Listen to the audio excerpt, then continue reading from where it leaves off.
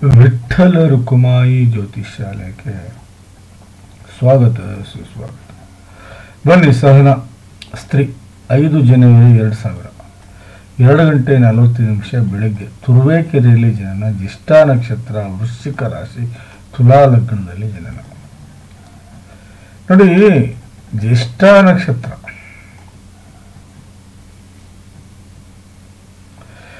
Totally 27 ನಕ್ಷತ್ರಗಳಿವೆ. ಆ 27 ನಕ್ಷತ್ರದಲ್ಲಿ 6 ಗಂಡ ಮೂಲ ನಕ್ಷತ್ರಗಳು ಬರ್ತವೆ. ಗಂಡ ಮೂಲ ನಕ್ಷತ್ರ ಅಂತ, ಬರೀ ಮೂಲ ನಕ್ಷತ್ರ ಒಂದೇ ಅಲ್ಲ, ಗಂಡ ಮೂಲ ಅಂತ. ಹಾಗಾದರೆ ಅವು ಯಾವ್ಯಾವು? ರೇವತಿಯ 3 ಮತ್ತು 4ನೇ ಪಾದ, ಅಶ್ವಿನಿಯ 1 ಮತ್ತು 2ನೇ ಪಾದ, ಮೂಲಾದ 1 ಮತ್ತು 2ನೇ ಪಾದ, ಅಶ್ಲೇಷಾದ 4 ಪಾದಗಳು, ಮಗಾದ 4 ಪಾದಗಳು, ಜ್ಯೇಷ್ಠಾದ 4 ಪಾದಗಳು ಗಂಡ ಮೂಲ ನಕ್ಷತ್ರ ಅಂತ ಕರಿತೀವಿ ನಾವು. ನೋಡಿ, ಜ್ಯೇಷ್ಠ ನಕ್ಷತ್ರದಲ್ಲಿ ಹುಟ್ಟಿದಂತಹ ವ್ಯಕ್ತಿಗಳಿಗೂ ತಮ್ಮ ದಾಂಪತ್ಯ ಜೀವನವನ್ನು ಕಳ್ಕೋತಾರೆ. ತಮ್ಮ ದಾಂಪತ್ಯ ಜೀವನದಲ್ಲಿ ಬಹಳ ಕಷ್ಟ ಅನುಭವಿಸ್ತಾರೆ. ತಂದೆ ತಾಯಿಯ ಆಶ್ರಯದಲ್ಲಿ ಇರುವವರೆಗೂ ಬಹಳ ಸುಖವಾದ ಜೀವನ ನಡೆಸ್ತಾರೆ. ಯಾವತ್ತು ತಂದೆ ತಾಯಿ ಕೈ ಬಿಡ್ತಾರೋ ಅವ್ರನ್ನ, ಅಂದರೆ ಮದುವೆ ಮಾಡಿಕೊಡ್ತಾರೋ ಅಥವಾ ಮುಂದೆ ಜೀವನಕ್ಕೆ ಹೋಗ್ತಾರೋ, ಆವಾಗಿಂದ ಜೀವನ ಕಷ್ಟಕರ ಆಗುತ್ತೆ.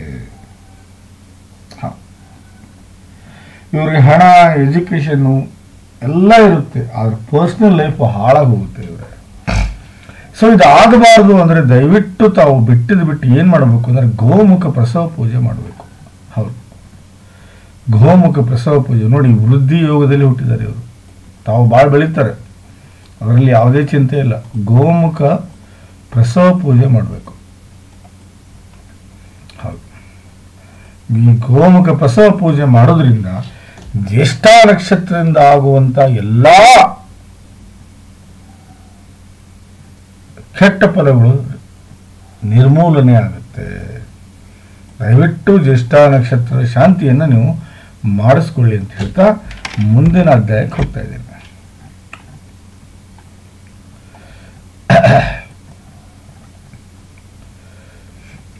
ನೋಡಿ, 1 ನೀವು ನಿಮ್ಮ ವ್ಯಕ್ತಿತ್ವ, 2 ವ್ಯವಹಾರ, 3 ಪರಾಕ್ರಮ, 4 ನಿಮ್ಮ ತಾಯಿ ಹಾಗೂ ಪ್ರಾಪರ್ಟಿ, 5 ವಿದ್ಯೆ, 6 ಕಷ್ಟ, 7 ದಾಂಪತ್ಯ, 8 ಶತ್ರು, 9 ಭಾಗ್ಯ, 10 ಕೆಲಸ, 11 ಲಾಭ, 12 ವಿದೇಶಿ ಪ್ರಯಾಣ.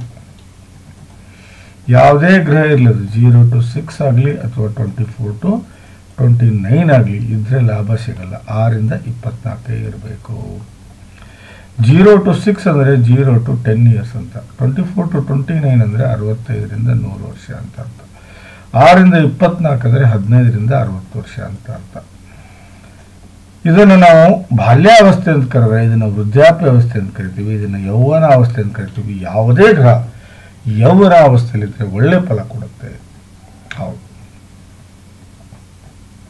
ಯೌವನಾವಸ್ಥೆಯಲ್ಲಿದ್ದರೆ ಒಳ್ಳೆ ಫಲ ಕೊಡುತ್ತೆ. ಆದರೆ ರಾಹು ಮತ್ತು ಕೇತು ಮತ್ತು ಉಚ್ಚ ನೀಚ ಗ್ರಹಗಳಿಗೆ ಇದು ಅಪ್ಲೈ ಆಗುವುದಿಲ್ಲ. ನೋಡಿ, 1, 4, 7, 10 ಕೇಂದ್ರ ಆದರೆ 2 ಧನೇಶ, 11 ಲಾಭೇಶ. 1, 5, 9 ತ್ರಿಕೋಣ ಆದರೆ,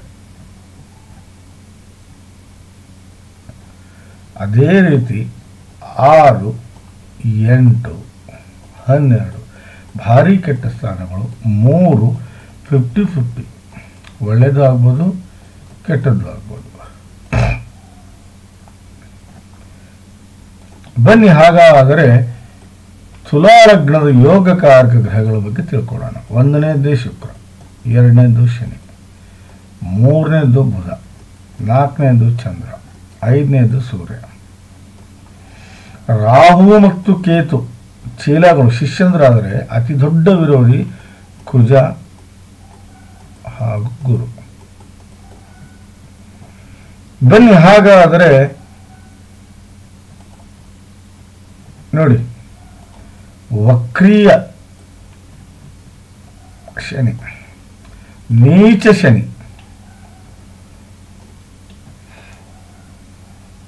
ನೋಡಿ, ನೀಚ ಚಂದ್ರ, ಅಸ್ತಂಗತ ಬುಧ. ನೋಡಿ ಇಲ್ಲಿ ಕಾಣುತ್ತೆ ನಿಮಗೆ, ಅಸ್ತಂಗತ ಆಗಿದ್ದಾನೆ ಬುಧ. ಉಚ್ಚ ಯಾರೂ ಇಲ್ಲ ಈ ಜಾತಕದಲ್ಲಿ. ಬನ್ನಿ ಹಾಗಾದರೆ ಜಾತಕದ ವಿವರಣೆಯನ್ನ ಒಂದೊಂದೇ ನೋಡ್ಕೊಂತ ಹೋಗೋಣ. ನೋಡಿ, 1ನೇ ಭಾವದಲ್ಲಿ ಯಾರೂ ಇಲ್ಲ, 2ನೇ ಭಾವದಲ್ಲಿ ಶುಕ್ರ ಇದ್ದಾನೆ. ಅದರ ಅರ್ಥ 1 ಮತ್ತು 2ನೇ ಭಾವದ ಫಲವನ್ನು ಕೊಡ್ತಾನೆ. ಏನು 1ನೇ ಭಾವದ ಫಲ? 1ನೇ ಭಾವದ ಫಲ ಏನಿರುತ್ತೆ ಅದು ಬಹಳ ಇಂಪಾರ್ಟೆಂಟ್ ಅಲ್ವಾ. ಬಹಳ ಜವಾಬ್ದಾರಿತ ವ್ಯಕ್ತಿತ್ವ ನಿಮ್ದಾಗಿರುತ್ತೆ. ಆಸೆ ಆಕಾಂಕ್ಷೆಗಳನ್ನು ನೀವು ಬಹಳ ದೊಡ್ಡ ಮಟ್ಟಕ್ಕೆ ಕಟ್ಕೊಂಡಿರ್ತೀರಿ. ಒಳ್ಳೆ ಟೇಸ್ಟನ್ನು ಹೊಂದಿರ್ತೀರಿ. ಗ್ರಾಸ್ಪಿಂಗ್ ಪವರ್ ಬಹಳ ಚೆನ್ನಾಗಿರುತ್ತೆ. ಬುದ್ಧಿವಂತಿಕೆಯ ನಡೆಯನ್ನು ನಡೀತೀರಿ. ಒಳ್ಳೆ ಇಮೇಜನ್ನು ಬೆಳೆಸ್ಕೊಂಡಿರ್ತೀರಿ. ಒಳ್ಳೆ ಫಿಸಿಕ್ ಇರುತ್ತೆ. ಮೆಂಟಲಿ ಬಹಳ ಕೆಪೇಬಲ್ ಇರ್ತೀರಿ. ಒಳ್ಳೆ ಸಂಗತಿಗಳಿಗೆ ಆಸಕ್ತಿಯನ್ನು ತೋರಿಸ್ತೀರಿ. ಒಳ್ಳೆಯ ವಿಚಾರಗಳಿಗೆ ಬೆಲೆ ಕೊಡ್ತೀರಿ. ಒಳ್ಳೆ ಗುಣಗಳನ್ನು ಅಳವಡಿಸ್ಕೊಂಡಿರ್ತೀರಿ. ಒಳ್ಳೆ ವ್ಯಕ್ತಿತ್ವವಿರುತ್ತೆ. ಬಹಳ ಜವಾಬ್ದಾರಿತ ವ್ಯಕ್ತಿತ್ವವನ್ನು ನೀವು ನಿಭಾಯಿಸುವಷ್ಟು ಶಕ್ತರಾಗಿರ್ತೀರಿ ಅಂತ ಶಾಸ್ತ್ರ ಹೇಳ್ತಾ ಇದೆ. ಅದೇ ರೀತಿ ಒಳ್ಳೆ ವ್ಯವಹಾರಸ್ಥರಾಗಿರ್ತೀರಿ. ಒಳ್ಳೆ ಬಿಹೇವಿಯರ್ ಇರುತ್ತೆ. ಒಳ್ಳೆ ಹ್ಯಾಬಿಟ್ಸನ್ನು ಕಲಿತಿರ್ತೀರಿ. ಒಳ್ಳೆ ನಡವಳಿಕೆಯಲ್ಲಿ ತಾವು ಸದಾ ನಡವಳಿಕೆಯಿಂದ ನಡೀತೀರಿ. ದುಡ್ಡಿನ ಒಳಹರಿವು ಹೊರಹರಿವು ಯಾವುದೇ ಕಾರಣಕ್ಕೂ ವ್ಯತ್ಯಾಸ ಆಗುವುದಿಲ್ಲ. ಹೊಂದಾಣಿಕೆಯ ಬದುಕನ್ನು ಬದುಕ್ತೀರಿ. ಹಣವನ್ನು ಸೇವ್ ಮಾಡ್ತೀರಿ. ಪರಿವಾರದ ಸ್ಥಿತಿಯನ್ನು ಎತ್ತರಕ್ಕೆ ತಗೊಂಡು ಹೋಗ್ತೀರಿ. ಇನಿಷಿಯಲಿ ಬಹಳ ಒಳ್ಳೆ ಸ್ಟೂಡೆಂಟ್ ಆಗಿರ್ತೀರಿ. ಮಾತಿನಲ್ಲಿ ವಚನತ್ವ ಇರುತ್ತೆ. ಮಾತಿನ ದಾಟಿ ಎಲ್ಲರಿಗೂ ಇಷ್ಟ ಆಗುತ್ತೆ. ಸಂಸ್ಕಾರ ಹಾಗೂ ನೆಮ್ಮದಿಯ ಬದುಕನ್ನು ಬದುಕ್ತೀರಿ. ಇದು 2ನೇ ಭಾವದ ಫಲ. ಯಾರ ಜಾತಕದಲ್ಲಿ ಶುಕ್ರ 2ನೇ ಮನೆಯಲ್ಲಿ ಇರ್ತಾನೋ ಅವರು ಸಂಗೀತ ಪ್ರಿಯರಾಗಿರ್ತಾರೆ. ಬಹಳ ಸುಂದರವಾಗಿರ್ತಾರೆ ಹಾಗೂ ಸಂಗೀತ ಪ್ರಿಯರಾಗಿರ್ತಾರೆ. ಸುಂದರವಾಗಿಲ್ಲ ಅಂದರೂ ಅವರು ಅಟ್ರಾಕ್ಟಿವ್ ಇರ್ತಾರೆ. ಸಡನ್ ಆಗಿ ನೋಡಿದ್ಕೊಳ್ಳಿ ಇನ್ನೊಂದ್ಸಲ ನೋಡಲ್ಲ ಅವ್ರನ್ನ ಅನ್ನಿಸ್ತದೆ. ಆ ರೀತಿ ನಿಮ್ಮ ಕ್ಯಾರೆಕ್ಟರ್ ಬೆಳೆಸ್ಕೊಂಡಿರ್ತೀರಿ. ಹೌದು,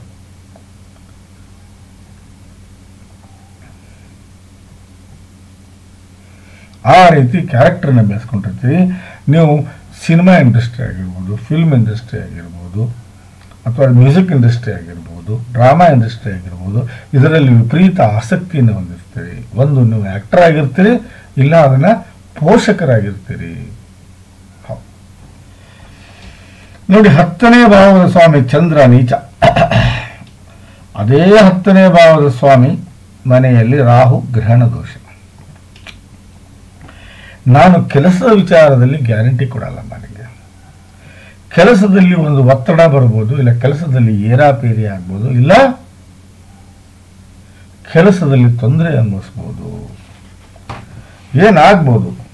ನೀವು ಮಾಡುವ ಕೆಲಸ ನಿಮ್ಗೆ ಇಷ್ಟ ಆಗದೆ ಹೋಗ್ಬೋದು. ಕೆಲಸದ ವಿಧಾನ ಸರಿ ಇರದೆ ಹೋಗ್ಬೋದು. ಕೆಲಸದಲ್ಲಿ ಗೆಲುವು ಕಾಣದೆ ಹೋಗ್ಬೋದು. ಕೆಲಸದಲ್ಲಿ ಗಳಿಕೆ ಕಾಣದೆ ಹೋಗ್ಬೋದು. ತಂದೆಯ ಜೊತೆಗೆ ಸಂಬಂಧ ಹಾಳಾಗ್ಬೋದು.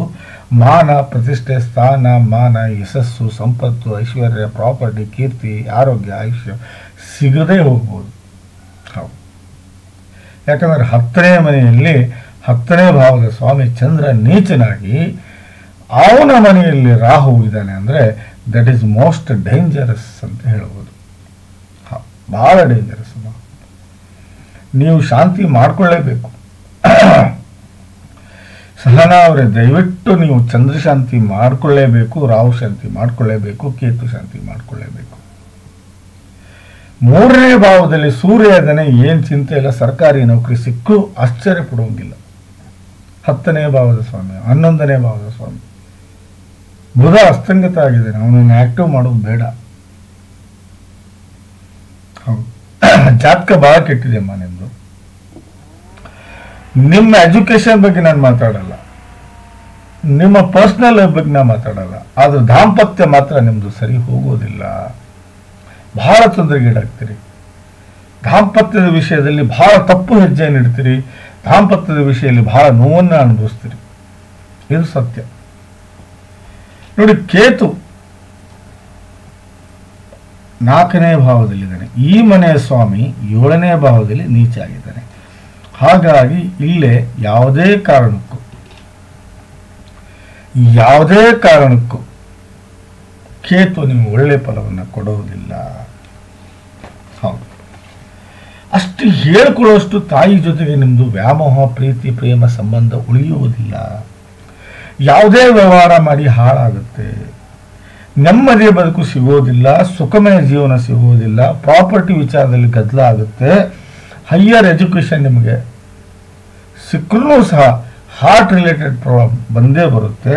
ಕಂಫರ್ಟಬಲ್ ಆಗಿ ಮೂವ್ ಆಗೋದಿಲ್ಲ, ಮನೆಯ ಸ್ಥಿತಿಯನ್ನು ಎತ್ತರಕ್ಕೆ ತೊಗೊಂಡು ಹೋಗೋದಿಲ್ಲ, ಸ್ಟೈಲ್ ಆಫ್ ಲಿವಿಂಗ್ ಹೈ ಇರೋದಿಲ್ಲ, ಮನೆಗೆ ಬಂದವ್ರನ್ನ ಪ್ರೇಮದಿಂದ ನೋಡ್ಕೊಳ್ಳೋದಿಲ್ಲ, ಸಮಾಜದಲ್ಲಿ ಒಳ್ಳೆ ಹೆಸರನ್ನು ಮಾಡೋದಿಲ್ಲ, ಮೊಬೈಲ್ ಡಿಮೊಬೈಲ್ ಆಭರಣ ವೆಹಿಕಲ್ ಇತ್ಯಾದಿಗಳನ್ನು ಪ್ಲೆಜ್ ಇಟ್ಟಿರ್ತೀರಿ. ಮನೆ ಹಾಗೂ ತೋಟ, ಶಾಪ್ ಇವೆಲ್ಲವೂ ಪ್ಲೆಜ್ಜಲ್ಲೇ ಇರ್ತವೆ. ಕೇತು ಕೆಟ್ಟ ಫಲವನ್ನು ಕೊಡ್ತಾನೆ. ನಾನು ಹೇಳೋದನ್ನು ಅರ್ಥ ಮಾಡ್ಕೊಳ್ಳಿ. 1, 4, 7, 10 ಇದನ್ನು ಕೇಂದ್ರ ಅಂತ ಕರಿತೀವಿ. ಕೇಂದ್ರದಲ್ಲಿ ನೀಚಗ್ರಹ ಶನಿ ಇದ್ದಾನೆ, ಕರೆಕ್ಟಾ? ವಿರೋಧಿ ಗುರು ಇದ್ದಾನೆ, ರಾಕ್ಷಸ ಗ್ರಹ ಕೇತು ಇದ್ದಾನೆ, ರಾಕ್ಷಸ ಗ್ರಹ ರಾಹು ಇದ್ದಾನೆ. ಇದನ್ನು ಕಾಳ ಸರ್ಪ ದೋಷ ಅಂತ ಕರಿತೀವಿ.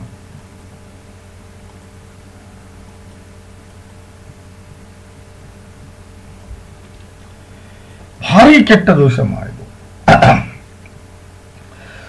ಭಾರಿ ಕೆಟ್ಟ ದೋಷ. ವಿಪರೀತ ಕಷ್ಟಗಳನ್ನು ಅನುಭವಿಸ್ತೀಯ, ವಿಪರೀತ ಸಾಲವನ್ನು ಮಾಡ್ಕೋಬಹುದು, ಜಗಳ ಜಾಪತ್ರೆಯಿಂದ ಜೀವನ ಕೂಡಬಹುದು, ವಿರೋಧಿಗಳು ಹುಟ್ಟಬಹುದು, ಆರೋಗ್ಯದ ಸಮಸ್ಯೆ ಕಾಡಬಹುದು, ಮನೆಯಲ್ಲಿ ಹೊಂದಾಣಿಕೆ ಇಲ್ದಂಗೆ ಆಗ್ಬೋದು, ವಿವಾದಗಳಿಗೆ ಗುರಿಯಾಗಬಹುದು, ಅಪವಾದವನ್ನು ಹೊತ್ಕೋಬಹುದು, ಕೋರ್ಟ್ ಕಚೇರಿ ಅಡ್ಡಾಡಬಹುದು, ಎಲುಬು ಕೀಳುಗಳ ತೊಂದರೆ ಅನುಭವಿಸಬಹುದು, ತಂದೆಯ ವ್ಯವಹಾರದಲ್ಲಿ ಏರಾಪೇರಿ ಆಗ್ಬೋದು, ಕೆಟ್ಟ ಘಟನೆಗಳಲ್ಲಿ ಜೀವಕ್ಕೆ ಅಪಾಯ ಬರ್ಬೋದು, ಆಕ್ಸಿಡೆಂಟ್ನಲ್ಲಿ ಜೀವಕ್ಕೆ ಅಪಾಯ ಬರ್ಬೋದು, ರೋಗದಿಂದ ಜೀವಕ್ಕೆ ಅಪಾಯ ಬರ್ಬೋದು, ಜಗಳ ಹೊಡೆದಾಟದಿಂದ ಜೀವಕ್ಕೆ ಅಪಾಯ ಬರ್ಬೋದು, ಅತ್ತೆ ಮನೆಯವರ ಜೊತೆಗೆ ಅಂದರೆ ಗಂಡನ ತಾಯಿ ಜೊತೆಗೆ ಹೊಂದಾಣಿಕೆ ಇಲ್ದಂಗೆ ಹೋಗ್ಬೋದು.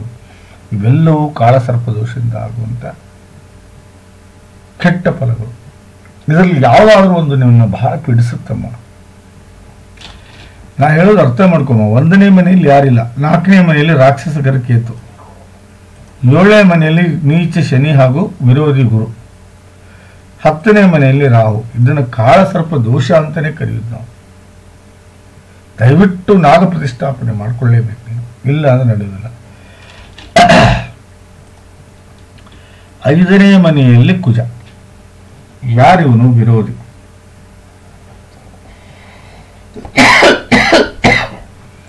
ಒಂದು ವೇಳೆ ನಿಂಗೆ ಎಜುಕೇಶನ್ ಚೆನ್ನಾಗಿ ಸಿಕ್ಕಿದ್ದೇ ಕರೆ ಆದರೆ ದಾಂಪತ್ಯ ವೇಸ್ಟ್ ಆಗುತ್ತೆ. ಇಷ್ಟರಲ್ಲಿ ಯಾವುದಾದ್ರೂ ಒಂದು ಪ್ರಾಬ್ಲಮ್ ಅನುಭವಿಸ್ತೀಯ ನೀನು. ಒಂದು, ಎಜುಕೇಶನ್ ಸಿಗದೆ ಹೋಗ್ಬೋದು, ದಾಂಪತ್ಯದಲ್ಲಿ ವಿರಸ ಬರಬಹುದು, ಸೆಕ್ಸುವಲ್ ಲೈಫಲ್ಲಿ ಕಷ್ಟ ಆಗಬಹುದು, ಹುಟ್ಟುವಂಥ ಮಕ್ಕಳು ಬುದ್ಧಿವಂತ, ನೀತಿವಂತ, ರೀತಿವಂತ ಮಕ್ಕಳು ಹುಟ್ಟದೇ ಹೋಗ್ಬೋದು, ಟ್ಯಾಲೆಂಟನ್ನು ಬೆಳೆಸ್ಕೊಳ್ಳದೆ ಹೋಗ್ಬೋದು, ಕೆಟ್ಟ ಪಾಪ್ಯುಲಾರಿಟಿಯನ್ನು ಬೆಳೆಸ್ಬೋದು, ತಂದೆ ತಾಯಿ ಅಣ್ಣ ತಮ್ಮ ಅಕ್ಕ ತಂಗಿ ಎಲ್ಲರ ನಿಷ್ಕಳಂಕ ನಿರ್ಮಲವಾದ ಪ್ರೀತಿ ಗಳಿಸದೆ ಹೋಗ್ಬೋದು, ಕಾಂಪಿಟೇಟಿವ್ ಎಕ್ಸಾಮ್ನಲ್ಲಿ ಫೇಲ್ಯೂರ್ ಅನುಭವಿಸ್ಬೋದು, ಸುಖ ಶಾಂತಿಯಿಂದ ಬದುಕದೇ ಹೋಗ್ಬೋದು, ಕಷ್ಟಗಳನ್ನು ಹೊಡೆದೋಡಿಸೋಕ್ಕಾಗದೆ ಹೋಗ್ಬೋದು, ಸಾಧನೆ ಆಗದೆ ಹೋಗ್ಬೋದು, ಒಳ್ಳೆಯ ಗುಣಗಳನ್ನು ಬೆಳೆಸ್ಕೋಬೋದು, ಕೆಟ್ಟ ಪಬ್ಲಿಕ್ ಇಮೇಜನ್ನು ಬೆಳೆಸ್ಕೋಬೋದು. ಇದರಲ್ಲಿ ಒಂದಾಗುತ್ತೆ ಯಾವ್ದಾದ್ರು. ಹೌದು. ಬಟ್ 5ನೇ ಮನೆ ಕುಜ ನಿಮಗೆ ಡೇಟ್ ಪ್ರಾಬ್ಲಮ್ ಇದೆ ನೋಡಿ. ಮಂತ್ಲಿ ಏನು ಮೆನ್ಷನ್ ಆಗ್ತಿರಲ್ಲ ಆ ಪ್ರಾಬ್ಲಮ್ ಅಂಕರು ಕೊಡ್ತಾನೆ ಕುಜ. ಪ್ಲಸ್ ವಿಪರೀತ ಹಠಮಾರಿತನ ಕೊಡ್ತಾನೆ ನಿಮಗೆ. ಹೌದು. ಇಂಜಿನಿಯರಿಂಗ್ ಮಾಡಿರ್ಬೋದು, ಅಥವಾ ಇಂಜಿನಿಯರಿಂಗ್ ಹೋಗಿರ್ಬೋದು, ಅಥವಾ ಇಂಜಿನಿಯರಿಂಗ್ ಮುಗಿಸ್ಕೊಂಡು ಮುಂದೆ ಹೆಜ್ಜೆ ಹಾಕಿರ್ಬೋದು, ಅದು ಫೈನ್. ಬಟ್ ಕುಜ ಮಾತ್ರ 5ನೇ ಭಾವದಲ್ಲಿ ನಿಮ್ಮ ದಾಂಪತ್ಯವನ್ನು ಹಾಳು ಮಾಡ್ತಾನೆ. ದಯವಿಟ್ಟು ಕುಜ ಶಾಂತಿ ಮಾಡ್ಕೊಳ್ಳಿ. ನೋಡಿ, 6ನೇ ಭಾವದ ಸ್ವಾಮಿ ಗುರು ಮತ್ತು Shani. This is not good ಮಾ. 5ನೇ ಮನೆ ಸ್ವಾಮಿ 7ನೇ ಮನೆಯಲ್ಲಿ ನೀಚ ಆದರೆ ನಾವು ಏನಂತ ಕರಿತೀವಿ ಅಂದರೆ 2ನೇ ಮದುವೆ ಯೋಗ ಅಂತ.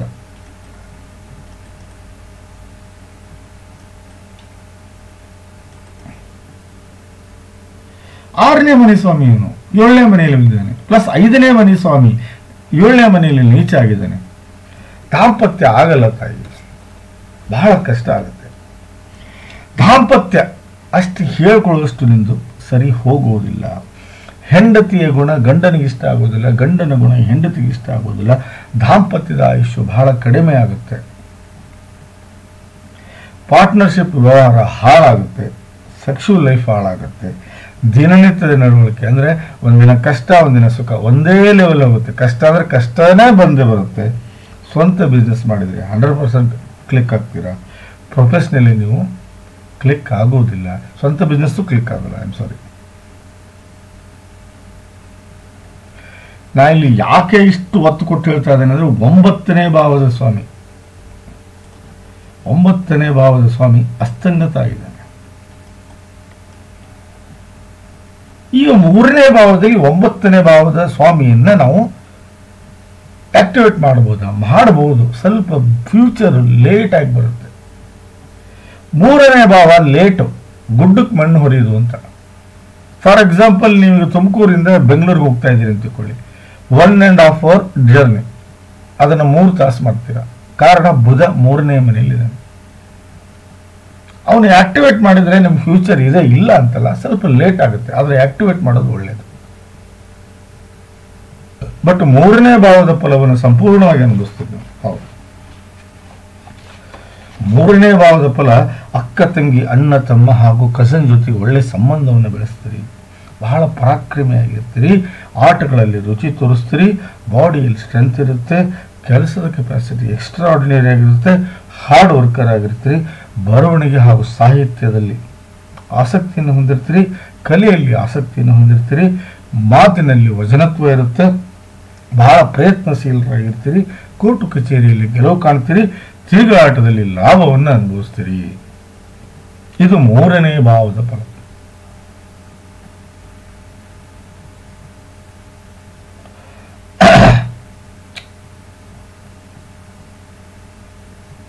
ಸೂರ್ಯ ಕೊಡುವಂಥ ಫಲಗಳು.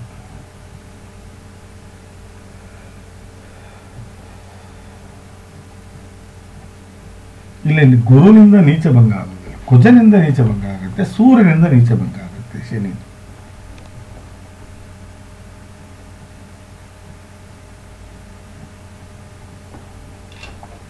ಒಂದು ಮಾತು ಹೇಳಿ ತಾಯಿ, ಇಲ್ಲಿ ಚಂದ್ರ ಶಾಂತಿ ಆಗಬೇಕು, ಕುಜ ಶಾಂತಿ ಆಗಬೇಕು, ಗುರು ಶಾಂತಿ ಆಗಬೇಕು, ಶನಿ ಶಾಂತಿ ಆಗಬೇಕು, ಪ್ಲಸ್ ನಾಗ ಪ್ರತಿಷ್ಠಾಪನೆ ಆಗಬೇಕು, ಪ್ಲಸ್ 7 ಕ್ಯಾರೆಟ್ ಪಚ್ಚೆ ಹಾಕ್ಕೊಳ್ಳೇಬೇಕು. ನೀವು ಆ 3ನೇ ಭಾವದಲ್ಲಿ ಹೆಚ್ಚಾಗಿ ಸಜೆಸ್ಟ್ ಮಾಡೋದಿಲ್ಲ. ಬಟ್ 9ನೇ ಮನೆ ಸ್ವಾಮಿ ಅಸ್ತಂಗಿತ ಆದರೆ ಅಲ್ಪ ಆಯು ಆಗ್ತಾರೆ. ಅಲ್ಪ ಆಯು ಆಗೋ ಚಾನ್ಸ್ ಮಾಡಿದೆ. ಹಾಗಾಗಿ ರಿಸ್ಕ್ ತಗೋಬೇಡಿ. ಅದು ಲೇಟ್ ಆದರೂ ಚಿಂತಿಲ್ಲ, ಫ್ಯೂಚರ್ ಬಿಲ್ಡಪ್ ಲೇಟ್ ಆದರೂ ಚಿಂತೆ ಇಲ್ಲ. ಬಟ್ ಅಲ್ಪ ಆಯು ಆಗೋದು ಬೇಡ. ಹೌದು, ದಯವಿಟ್ಟು ಬೇಡ.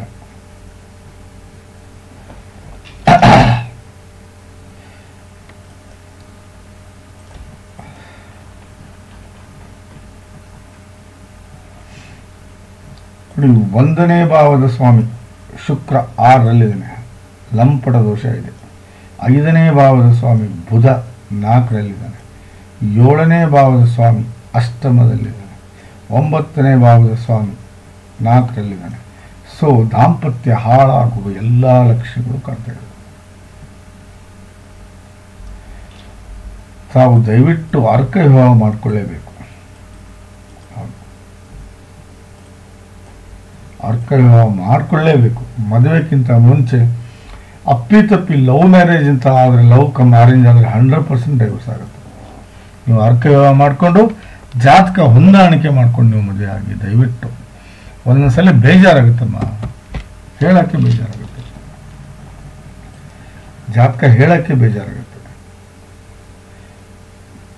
ನೋಡಿ, 10ನೇ ಭಾವದ ಸ್ವಾಮಿ ಯಾರು?